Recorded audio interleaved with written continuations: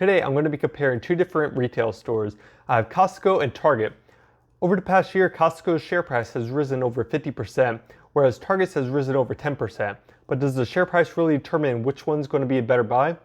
So I'm going to be focusing on different fundamentals as well as looking at what a fair share price would be. And then towards the end, I'll be taking a look at in TradingView and seeing some patterns of where the share price may be heading. So let's jump in.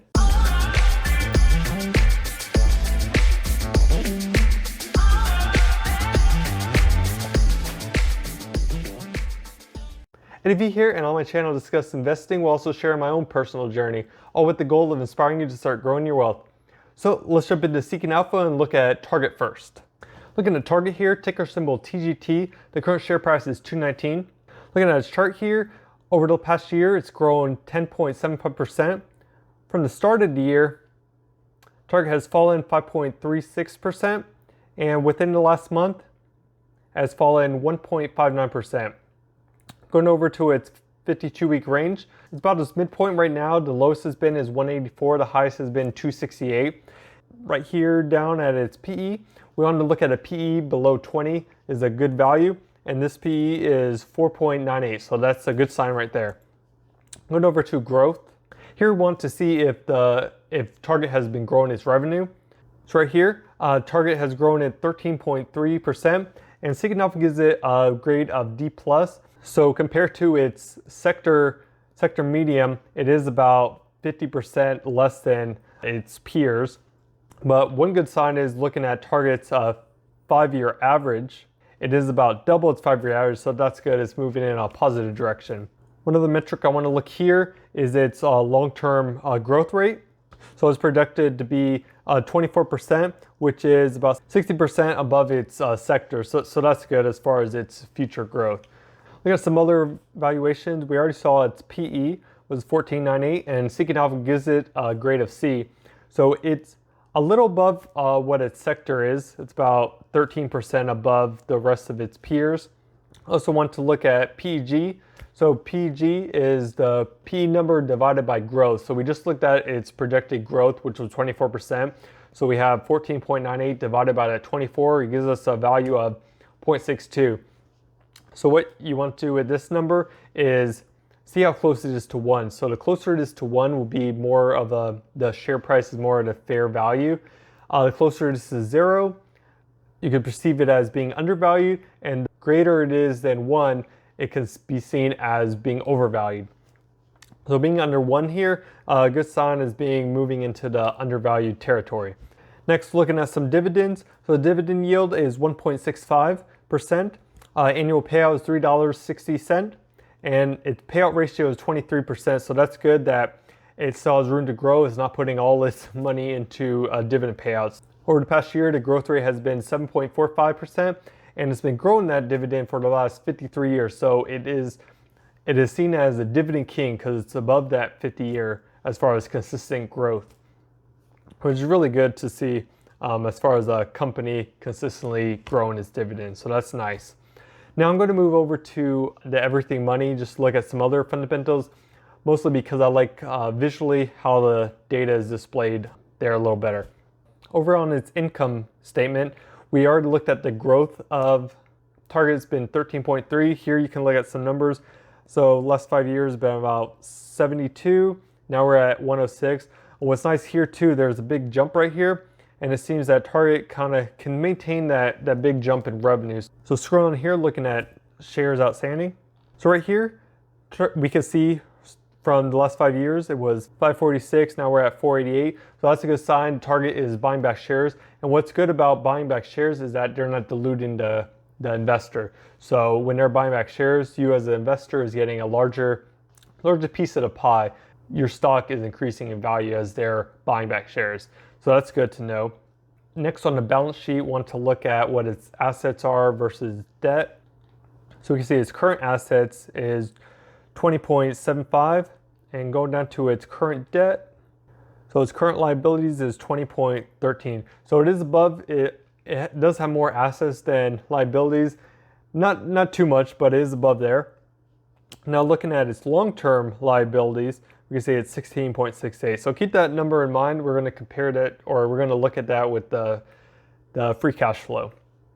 Now for its cash flow, you can see that its income has been increasing. So we have 2.6 and now we're at 4.3. So that's good that it has, the net income has been increasing. Now moving down here to the free cash flow right here. Now what's important about free cash flow is that that's what the company uses to pay dividends. So if they aren't increasing their cash flow and you're a dividend investor, that's not a good sign if they don't have enough free cash flow.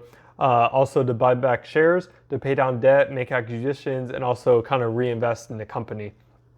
Right here, the cash flow is definitely increasing from 3.9, we're over at 7.8, and the average is 4.5. So remember I said to remember the long-term liabilities. So we have 16.68. So looking at its 5-year average, within 5 years, it could definitely pay down all its debt if it needs to. So it's not tremendously in debt and it can't pay it back. So that's good right here. Now I want to look at fair price would be for Target. So using Everything Money, the stock analyzer here, I already put in the numbers here to save you guys some time. I'm keeping it around what the 5-year is for as far as the growth and the profit margin and everything, keeping around that 5-year average. Just to be more on the conservative side. Here are my low, high, mediums, and also for PE and price per free cash flow, I want to keep it around that 15. And then lastly, for the return, I have 10% all the way across, just because with the ETF, you can get around 7 to 10%. So I just want a larger margin of safety. So going on here, after I hit analyze, you can see the current share price is $2.19, and right now, as far as the earnings, we're below that, not by much. It's from my calculations at $2.20, and then the next is $1.50. And then that's its earnings. Also looking at the free cash flow, tremendously below at $2.74, saying that, and then not too far off from $2.16. So we're pretty close to that. For me, right now, I think as far as fair value, based on my assumptions, I think it's in that range. It would be nice to have closer to 200, high to 100 would be even better. And later when I'm going into TradingView, we kind of see what its moving averages are, how far away it's moving average, and within the last couple of months, what its low has been. So we'll look at that after looking at Costco. So let's jump into Costco now. Over at Costco, ticker symbols COST. The current share price is $5.65. As mentioned, within the last year, it has grown 56.70%. Since the start of the year, has fallen not by much, 0.26, and within the last month, it has grown 7.36%. So that's a good sign as far as growth.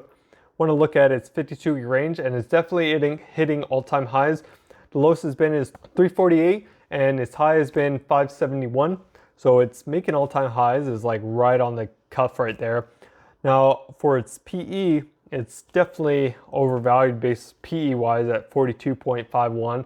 So that's not a good sign. But let's look at growth, see how the company's grown.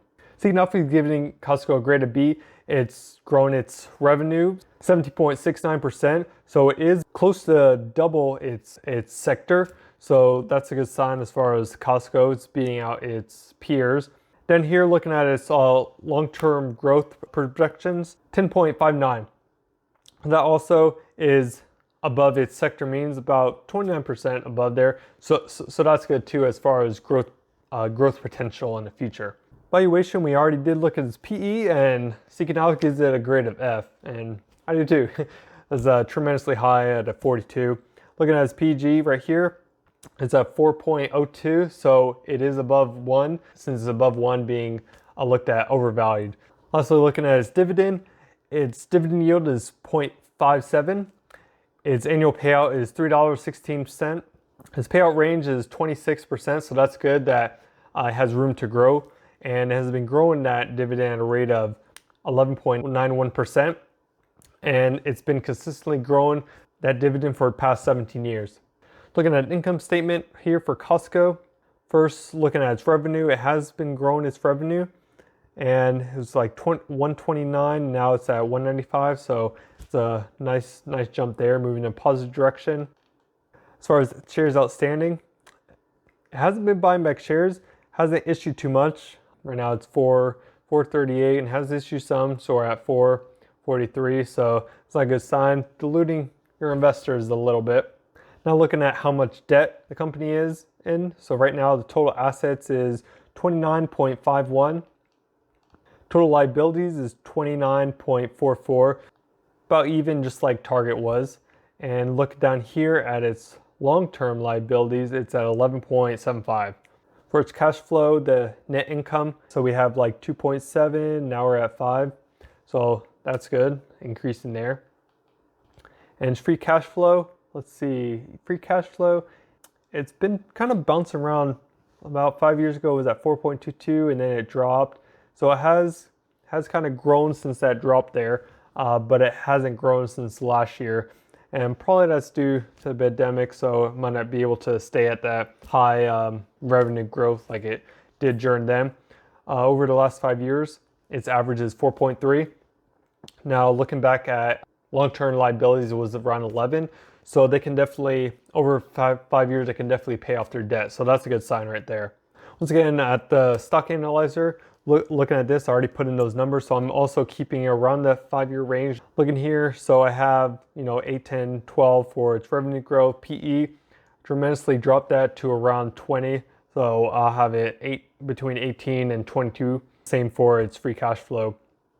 80-22. Once again, I'm keeping my margin of safety. I want return 10% across the board. So hitting analyze here, we can definitely see it's above my high assumption right here. Personally, I would like to see it in the mid 400s, lower 400s as far as a fair value. Let's jump over to Trading View. We'll look at some patterns of Target and of Costco. Looking at where Target currently is, it's between its 50-day and 100-day moving average. So last week or so, it's been around this 15 to 220. So it dropped a little bit after earnings, but it's been kind of hugging that 50-day moving average. And you can see here there was a big jump, a gap after earnings, and generally gaps fill, and you can kind of see that a couple days afterwards it started to fill, bounce back up, so it's staying around there. I would say based on this statistic down here, for a long time, the last couple of months has been kind of hugging the bottom here, and now it's slightly moving into a positive direction. Looking at its weekly statistic, it's been growing a little bit here. You can see it spiked up there, it's starting to come down, and then it's moving back up here. Right now, based on the statistic, it could be going to a negative one. I'm thinking it's going to stay around this 50-day moving average going forward. So I don't think it'll be moving too much dramatically, and it already passed earnings. Moving on to Costco. So looking at what it is right now, it's definitely above its moving averages, which I was first seeing hitting at all-time highs. So it's above its 200-day moving averages down here at like 480. 100 days like 527. So it's about $50 more than, or I guess it's $30 more than its 100-day moving average. You see here from the beginning of the year, its low has been around 476, and it's been pretty much climbing since then. Had a little drop here, but it's been pretty much moving in a positive direction all the way up right now. So for the last, since this jump right here, it's just been hugging right there.